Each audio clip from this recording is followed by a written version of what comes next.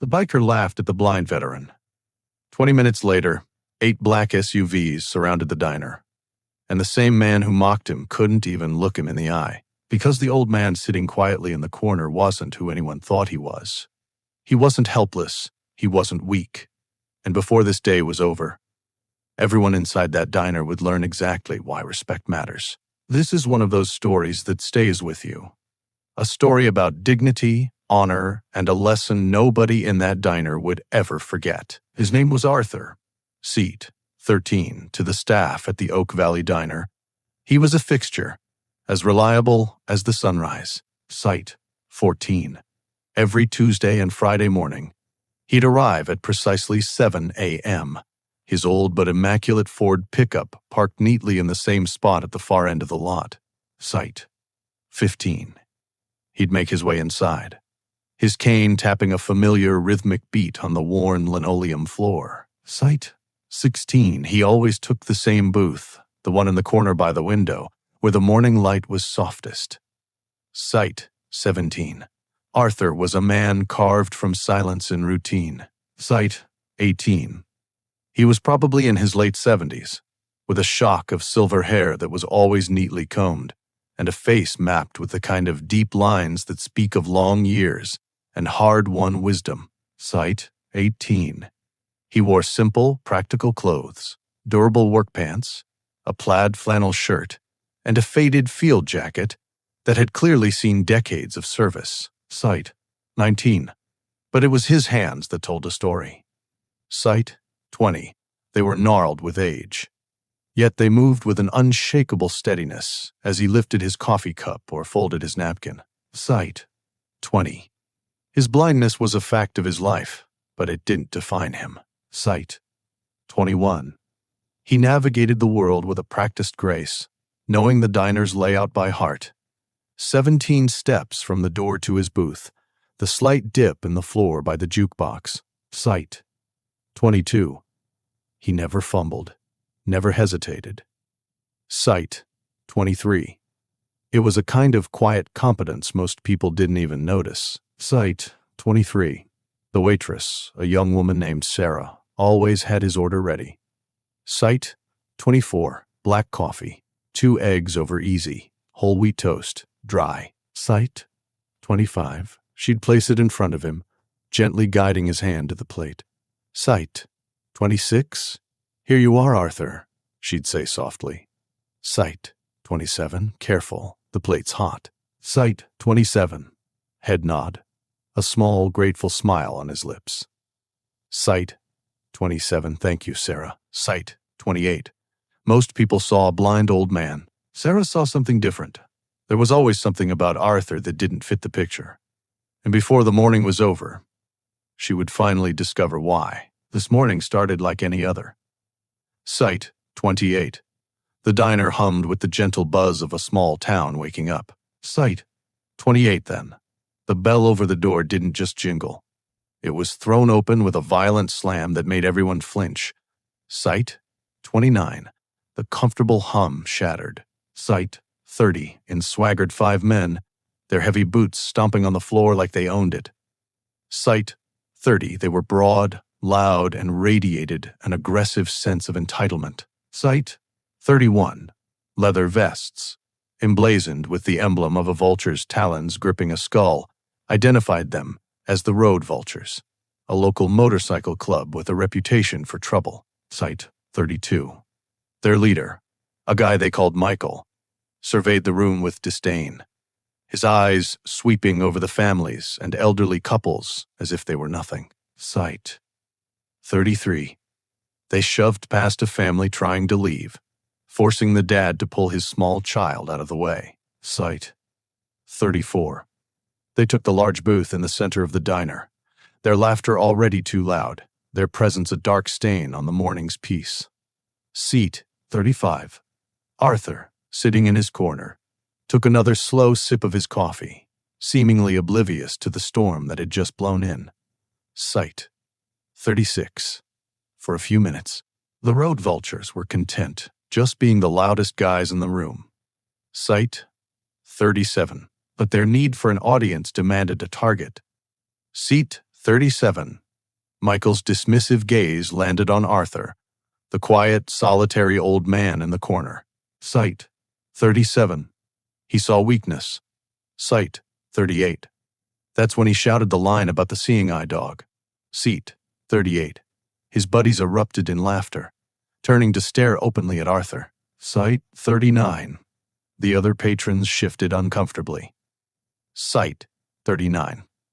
What the bikers didn't realize was that every person in that diner was about to witness something none of them would ever forget. A tense, suffocating silence fell over the diner.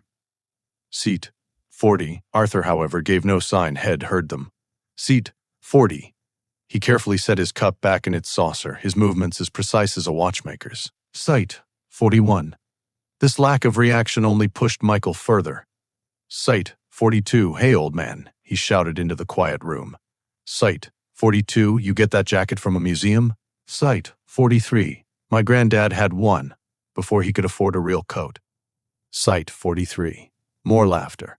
Sight 43. Another biker chimed in. Careful, Michael. Sight 44. He might be one of those war heroes. Sight 44. Probably spent the whole time filing paperwork in some bunker. Sight 44. The sneering disrespect in his voice made several people cringe. Sight 45. Sarah, the waitress, had seen enough. Sight 45. Her hands were trembling, but she squared her shoulders and walked to the biker's booth. Sight 46. That's enough, Michael, she said, her voice quiet but firm. Sight 47. Leave him alone. Sight 47. Michael smirked, letting his gaze trail over her slowly. Sight 48. Well, look what we have here. Sight 48. Little Sarah, playing protector. Sight 48. As she turned away, one of the bikers stuck his leg out. Sight 49, she stumbled, catching herself on a table just before she fell, sending water and silverware rattling. Sight 50, the bikers howled with glee.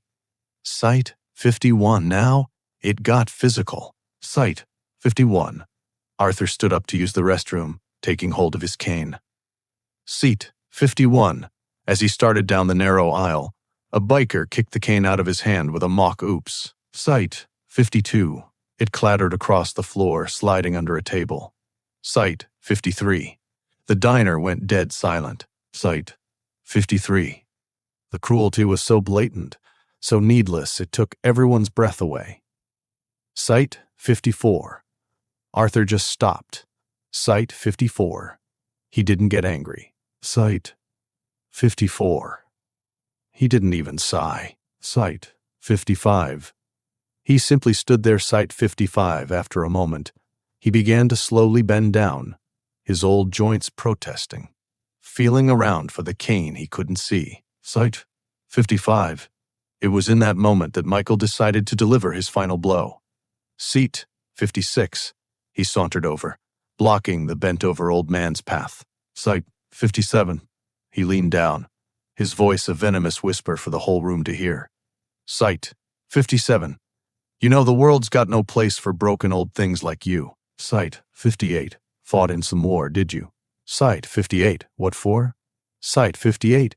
So you could end up blind and useless, getting in everyone's way? Sight 58. He poked Arthur in the shoulder. Sight 59. Guys like you are a dime a dozen. Sight 59. Probably a desk jockey who never saw a real fight.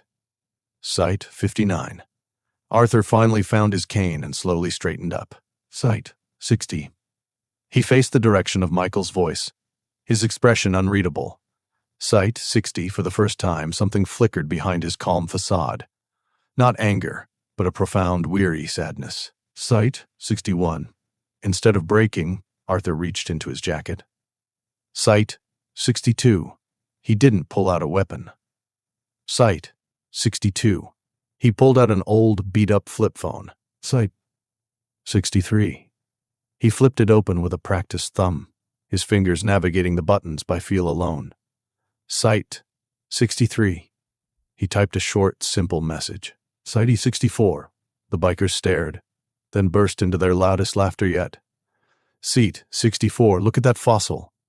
Seat 64, one shrieked. Sight 65, he's calling his mommy. Sight 65, Michael slapped his knee. Sight 65, what's he gonna do? Sight 66, text his nurse for a diaper change. Sight 66, they saw a pathetic, desperate act from a man with nothing left. Sight 67, the message Arthur sent contained only a few words, but 20 minutes later, it would bring an entire convoy to the diner. For Arthur, this wasn't a call for help. Sight 68, it was a summons. Sight 69, 20 minutes later, the air in the diner had curdled. Sight 69, the road vultures sat stewing in their booth, occasionally casting smug glances at Arthur, who had returned to his coffee, as if nothing had happened. Sight 70. His stillness was a puzzle they couldn't solve, and it bugged them. Sight 71. Then the parking lot changed everything. Then a new sound intruded. Sight 71. Not the rumble of motorcycles, but a deeper, more refined growl. Seat 72. Through the front window, 4 identical, immaculate black SUVs came into view. Sight 73. They didn't just pull in. Sight 73. They executed a synchronized maneuver, fanning out and parking in front of the diner with chilling military precision. Sight 74. The doors of all 4 vehicles opened in unison. Sight 75. 8 men emerged. Sight 75. They were older, most around Arthur's age, and dressed in unassuming civilian clothes. Sight 76, but the way they moved was anything but casual. Sight 77.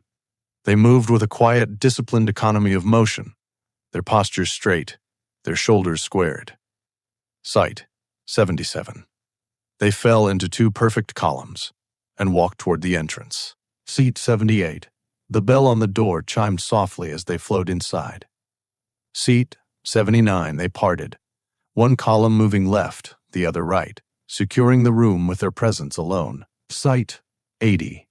The air grew heavy, charged with an unspoken authority that was more intimidating than any threat. Sight 81. The road vultures fell completely silent. Sight 82. Michael's smug expression dissolved, replaced by confusion and unease. Sight 82. These weren't cops. Sight 82. They weren't a rival gang. Sight 83. They were something else entirely. Sight 83. The leader of the group, a man with close-cropped silver hair and eyes that seemed to see everything, spotted Arthur. Sight 84. The hard mask on his face instantly melted away, replaced by profound, unwavering respect. Sight 85. He walked directly to Arthur's table, while the other 7 men remained at their posts, turning the diner into a silent fortress. Sight 86. He stopped, snapping to a rigid, formal posture. Sight 87, Commander, he said, his voice crisp and clear. Sight 87, you called? Sight 87, the word hung in the air, electric and unbelievable. Sight 88, Commander? Sight 88, you see, these weren't just any men. Sight 88, they were the surviving members of Arthur's old unit, a unit that didn't officially exist. Sight 89, they were frogmen from the earliest days, operators who worked in the shadows long before their community became famous. Sight 90, one of the men by the jukebox wore a small, understated pin on his collar, a tiny gold eagle, clutching a trident, a pistol, and a flintlock. Sight 91. To most, it was just an odd piece of jewelry. Sight 92. But to those who know, the seal trident is the emblem of the most elite, disciplined, and lethal fighting force in the world. Sight 93. The man who had addressed Arthur, as commander, now slowly turned his ice-cold gaze on Michael and the road vultures. Sight 94. His voice was low, flat, and carried the weight of absolute consequence. Sight 95. You have a problem with our commander? Sight 95, he asked. Sight 96. The color drained from Michael's face. Sight 96. The bravado, the arrogance, the cruelty, it all evaporated, leaving behind a hollow shell of a man, terrified and exposed. Sight 96. He tried to speak, but only a dry croak came out.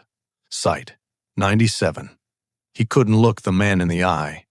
Seat 97. He couldn't look at any of the 8 silent sentinels. Sight 98. Most of all, he couldn't look at Arthur. Sight 98.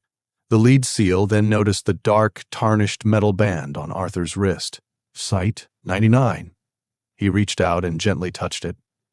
Sight 99. Still wearing it, sir, he said, his voice now filled with a shared, somber history. Sight 100. It was a POW Mia bracelet, etched with the name of a brother lost in the jungles of Southeast Asia decades ago. Seat 101. For Arthur and his men, it wasn't an accessory. Sight 102. It was a solemn vow to never forget those who didn't come home. A testament to a brotherhood forged in hardship that a man like Michael could never possibly comprehend. Sight 102. There was no fight. Sight 103. There was no need. Sight 103. The humiliation was a far better weapon, and it was now aimed right back at its source. Sight 104. The road vultures were trapped, not by force, but by the crushing weight of their own insignificance. Sight 105. The lead seal, Jack, took a slow step toward the biker's booth, his eyes locked on Michael. Sight 106. You will apologize, Jack said. Sight 107. It wasn't a request. Sight 107. It was an order. Sight 107. Michael, trembling, stammered. Sight 108. I'm sorry, man. Seat 108. We were just. Sight 108. Kidding around. Sight 108. Jack's expression hardened. Sight 108. Not to me, he said, his voice dropping to a near whisper. Sight 109 to him. Sight 109. He gestured toward Arthur. Sight 109. You will stand up, walk over to his table, and apologize to the commander. Sight 110. He paused. Sight 110. And you will look him in the eye when you do it.